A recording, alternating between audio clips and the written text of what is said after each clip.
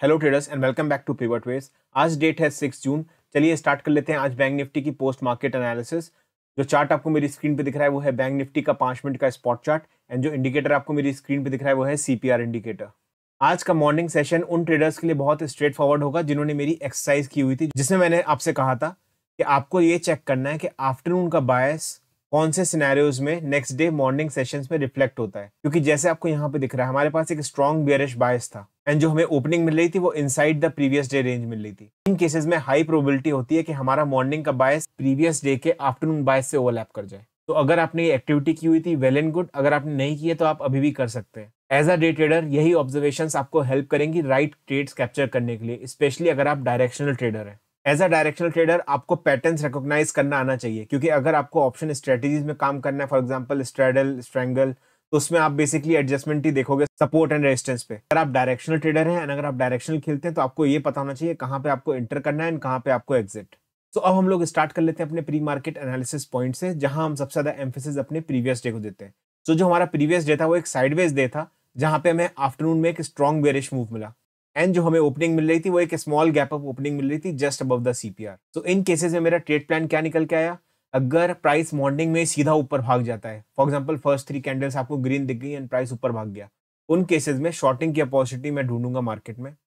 And अगर इसका ही opposite होता है, मतलब अगर हमें रेड कैंडल्स मिल जाती है, तो हम देखेंगे क्या प्राइस यहाँ पे स्टेबलाइज कर रहा है अपने सपोर्ट जोन के पास एंड बाउंस कर रहा है। नेक्स्ट ट्रेड प्लान ये था कि अगर मार्केट यहाँ पे अपने आप को होल्ड कर गया तो हम देखेंगे रेंज ब्रेकआउट, मार्केट ब्रेकडाउन दे रहा है कि ब्रेकआउट दे रहा है एंड उसके सेंटिमेंट्स किस तरीके के बन रहे हैं। अगर आप मेरे को काफी टाइम से फॉलो करते आ रहे हैं तो आपको पता है कि पहले 15 मिनट में बिल्कुल भी ट्रेड नहीं करता हूँ एंड सिर्फ प्राइस एक्शन ऑब्जर्व करता हूँ। ये एक पर्टिकुलर रूटीन जो मैं फॉलो करता हूँ इसने मुझे एक प्रॉफिटेबल ट्रेडर बनाया है एंड यही सेम चीज मैं आप लोग को भी शेयर करता हूँ कि पेशेंस एंड डिसिप्लिन, सिर्फ यही 2 चीज चाहिए होती हैं अगर आपको डे ट्रेडर बनना है। तो अब स्टार्ट करते हैं प्राइस एक्शन की एनालिसिस। तो जैसे कि आप देख सकते हैं राइट, पहले 15 मिनट प्राइस ने अपने आप को होल्ड किया है एंड जो हमें यहाँ से एक ऑब्जर्वेशन मिली है वो ये मिली है कि हमारी थर्ड कैंडल बहुत स्ट्रॉन्ग बुलिश थी। सिंस प्राइस ने अपने आप को होल्ड किया पहले 15 मिनट, तब मैं ऑब्जर्वेशन मोड में चला गया कि हमें किस तरीके का बायस बनता है एंड नेक्स्ट फ्यू मिनट्स में साफ रिफ्लेक्ट होना स्टार्ट हो गया कि प्राइस अपना रेजिस्टेंस फेस करने लग गया है।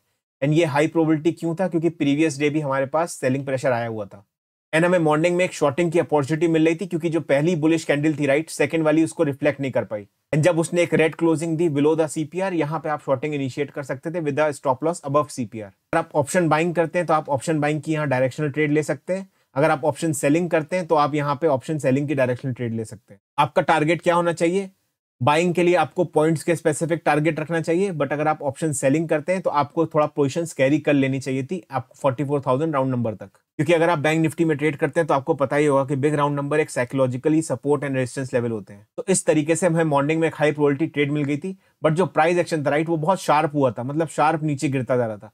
जब भी प्राइस आपको शार्प नीचे गिरता हुआ दिखे राइट, उन केसेस में प्राइस आपको यहाँ बेस बना के बाउंस करता हुआ दिख सकता है। बट अगर आप डे ट्रेडिंग करते हैं तो आपने अगर मॉर्निंग में एक ट्रेड ले लिया, यहीं पे आपको अपना अकाउंट क्लोज कर देना चाहिए एंड सिस्टम से लॉग ऑफ कर देना चाहिए। क्योंकि जो बाद का प्राइस एक्शन होता है सबसे वर्स्ट होता है अगर वो साइडवेज में चला जाए, जैसे आज का दिन हुआ था।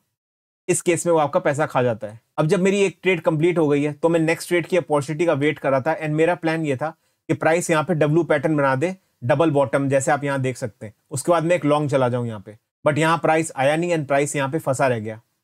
उसके बाद सिस्टम में बैठने का कोई मतलब नहीं था।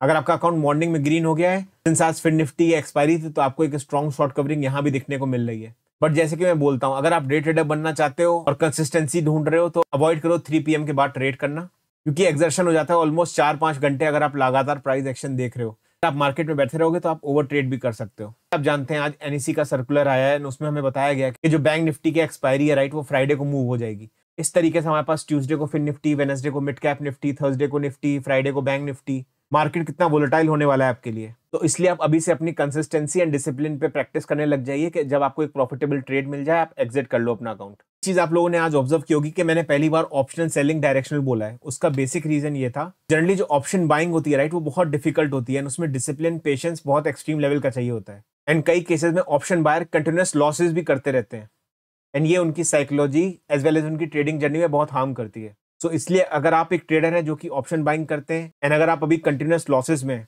मेरी आपसे एडवाइस है कि आप थोड़े दिन के लिए ब्रेक लो एंड अपना कैपिटल ग्रो करने का ट्राई करो, कम से कम 2 लाख। अगर आपके पास 2 लाख वापस अकाउंट में आते हैं राइट, आप डायरेक्शनल ऑप्शन सेलिंग में आओ एंड आप एक लॉट से ही ऑप्शन सेलिंग करो। जो ये पर्टिकुलर मूव ऑप्शन बायर के लिए थोड़ा डिफिकल्ट होता है होल्ड करने के लिए, क्योंकि उसको पीएनएल बहुत फ्लक्चुएटेड दिखता है। ऑप्शन सेलिंग अगर आप एक लॉट से स्टार्ट करोगे, राइट, धीरे धीरे ग्रेजुअली आप कंसिस्टेंट बनने लग जाओ, क्योंकि जो आपको ऑप्शन बाइंग में पीएनएल की फ्लक्चुएशंस दिखती हैं, राइट, वो आपको ऑप्शन सेलिंग अगर आप एक लॉट से करोगे डायरेक्शनल तो उतनी नहीं दिखेगी। इसलिए ये मैं आपको आज एक लर्निंग सजेशन दे रहा हूँ। इनकंसिस्टेंसी कैसे आएगी? जब आपको एक हाई प्रोबेबिलिटी ट्रेड मिल जाए, वो लेके आप सिस्टम क्लोज करना सीख जाओ। तो आई होप इस वीडियो से आपको कुछ सीखने को मिला होगा। अगर सीखने को मिला है तो डेफिनेटली इस वीडियो को लाइक करिए, चैनल को सब्सक्राइब करिए। मिलते हैं हम नेक्स्ट वीडियो में। Thank you so much for watching. Bye.